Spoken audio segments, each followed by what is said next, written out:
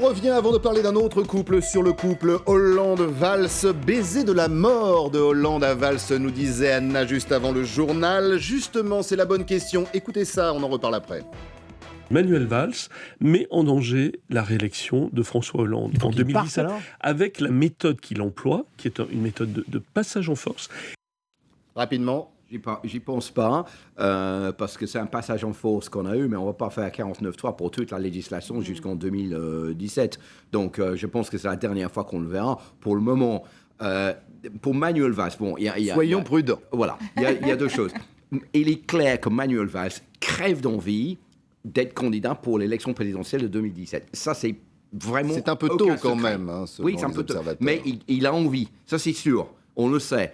Mais le gros problème pour Manuel Valls, c'est François Hollande, parce que François Hollande est déjà président de la République. Et donc, on ne peut pas se débarrasser de François Hollande pour que Manuel Valls prenne sa place. Et le deuxième problème pour Manuel Valls, c'est qu'il travaille pour François Hollande. Donc, François Hollande n'est pas bête, il est très malin, donc il sait exactement ce qu'il fait. Donc, Manuel Valls, c'est son pare-feu. Oui, mais alors justement, la rocardisation, c'était intéressant cette image. Et donc, Manuel Valls travaille pour François Hollande, c'est lui qui fait passer les législations, c'est lui qui va faire baisser le chômage, qui prend les coups, qui va s'en profiter, qui se tape la gauche de la gauche. François Hollande.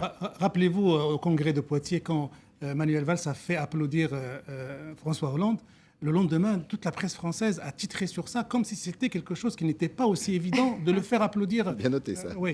Et aussi, alors il faut aussi se rappeler que pendant le quinquennat de Nicolas Sarkozy et de François Fillon, les deux hommes avaient l'impression de s'entendre pendant 5 ans.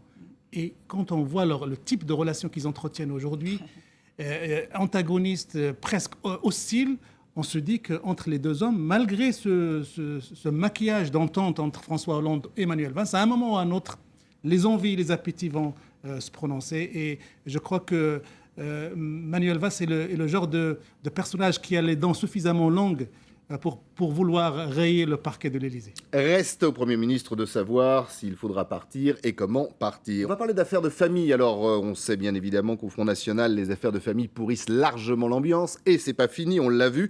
Mais le parti frontiste, pendant ce temps-là, continue de tisser sa toile. C'était cette semaine, au Parlement européen, le FN a enfin trouvé des alliés pour constituer un groupe, des alliés présentables, entre guillemets, selon Marine Le Pen. On l'écoute et on en parle. Le groupe va représenter une force de frappe politique sans commune mesure avec notre situation précédente. C'est l'aboutissement d'une année de travail. La constitution de ce groupe est une bonne nouvelle pour nos formations, mais aussi pour nos pays, pour nos peuples, pour la liberté. Réaction et commentaires.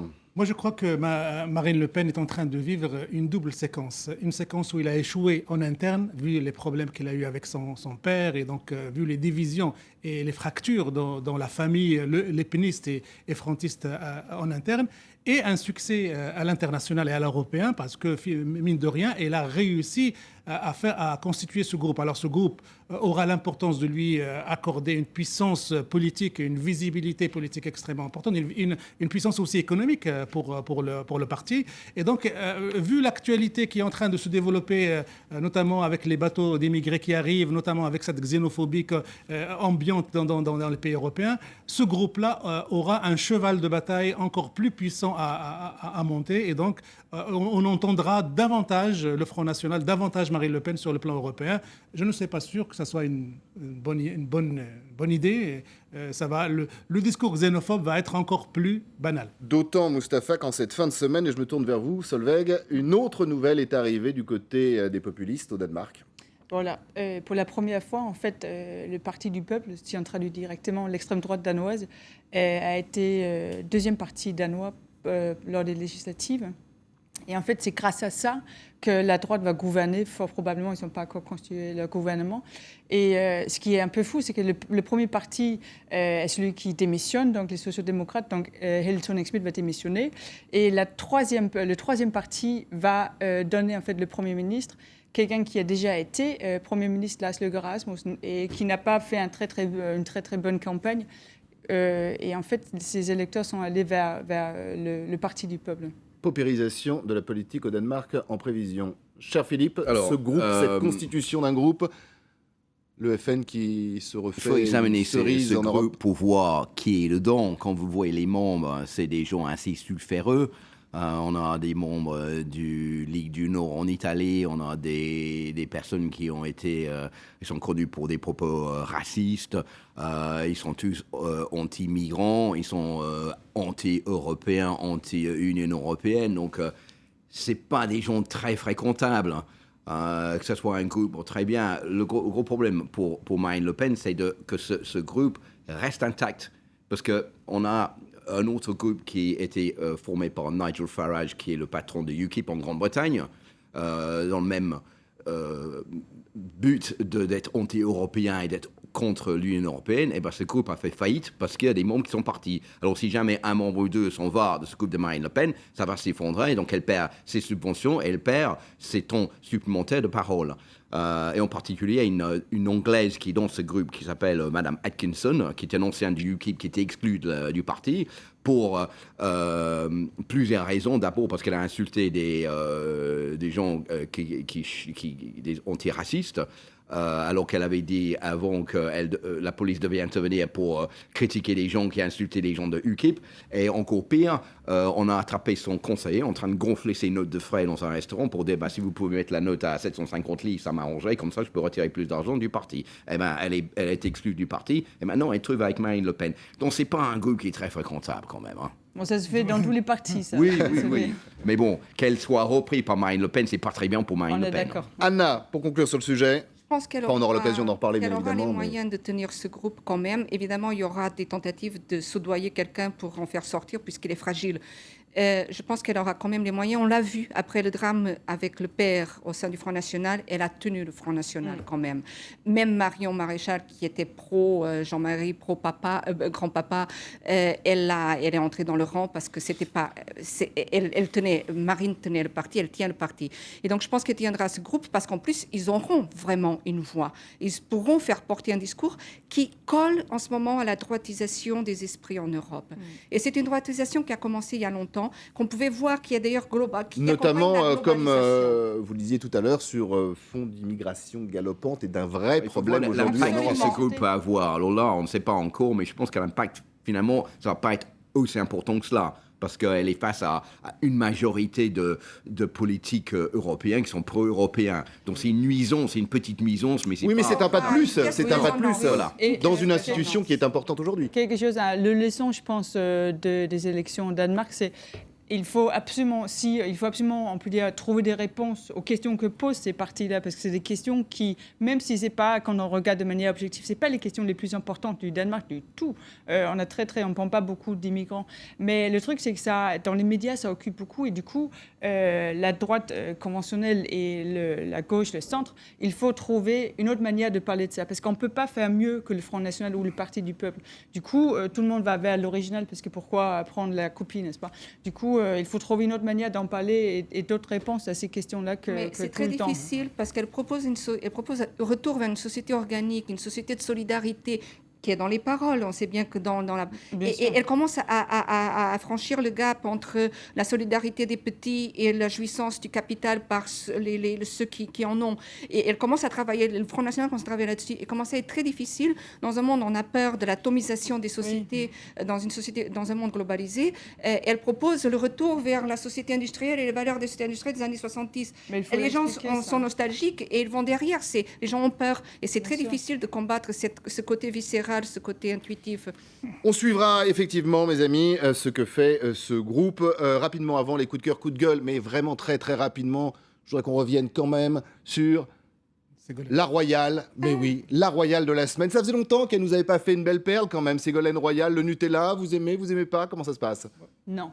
Non, j'en mange, pour être honnête, j'en mange de temps en temps, c'est pas mal. Mais je trouve que c'est un peu dommage d'enlever ça des étagères. Mais Ségolène Royal, c'est quelqu'un qui est formidable. Je l'adore parce qu'elle fait toujours me revoir la coucou quand on l'attend pas. Et il est vrai aussi, elle a fait une bourde. Mais elle l'a dit. Elle s'est quand même excusée. Elle a fait ça beaucoup plus rapidement que Manuel Valls, par exemple. Donc elle a gagné quand même un point. Mais je crois qu'il y a une double bourde de Ségolène Royal. La première bourde, c'est de s'être mis un petit peu, entre guillemets, le lobby de l'huile de palme contre elle, notamment italiens et français. Et la deuxième bourde, c'est de s'être excusé avec cette rapidité, ce qui fait que, les réseaux sociaux s'en sont bien moqués comme il faut, et en disant à Ségolène Royal que ce recul, parce qu'il y a des gens aussi qui étaient d'accord avec elle. Ça, le problème. Elle avait mis le doigt sur une vérité et elle était d'accord avec elle. Moi, juste un mot pour dire que Ségolène Royal venait de sortir d'une séquence assez importante parce qu'elle était présentée comme la première dame de France avec la visite du roi d'Espagne.